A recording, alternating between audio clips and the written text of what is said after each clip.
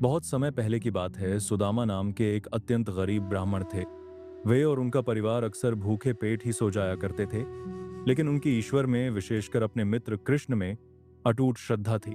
सुदामा और कृष्ण ने एक ही गुरुकुल में साथ साथ शिक्षा प्राप्त की थी और वे गहरे मित्र थे।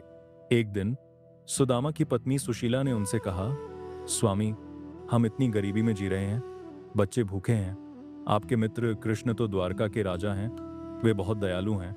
आप उनके पास क्यों नहीं जाते? वे हमारी मदद अवश्य करेंगे। सुदामा को अपने मित्र से कुछ भी मांगने में संकोच हो रहा था। उन्होंने कहा, मैं अपने मित्र से कुछ मांगने कैसे जा सकता हूँ? ये मित्रता का अपमान होगा।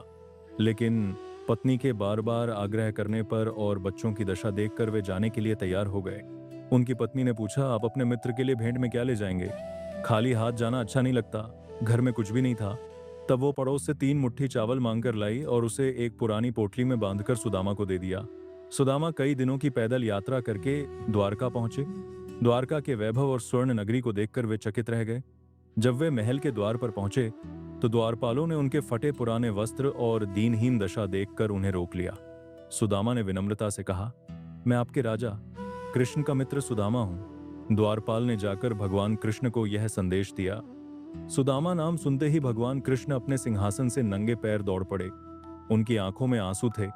वे भागते हुए द्वार तक आए और सुदामा को गले से लगा लिया। उन्होंने अपने आंसुओं से सुदामा के काली में पैर धोए और उन्हें आदर के साथ अपने सिंहासन पर बिठाया।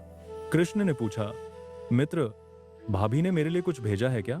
सुदामा अपनी छोटी सी भेंट, वह चावल की पोटली, देने में शर्मा रहे थे, लेकिन कृष्ण तो अंतर्यामी थे। उन्होंने वह पोटली छीन ली और भपे प्रेम से उन चावलों को खाने लगे। जैसे ही उन्होंने एक मुट्ठी चावल खाई, उन्होंने सुदामा को एक लोक का ऐश्वर्य प्रदान कर दिया। जब वे दूसरी मुट्ठी खाने लगे तो देवी रुक्मिणी ने उनका हाथ पकड़ लिया और कहा, प्रभु, बस कीजिए, क्या आप मित्र को सब कुछ दे देंगे?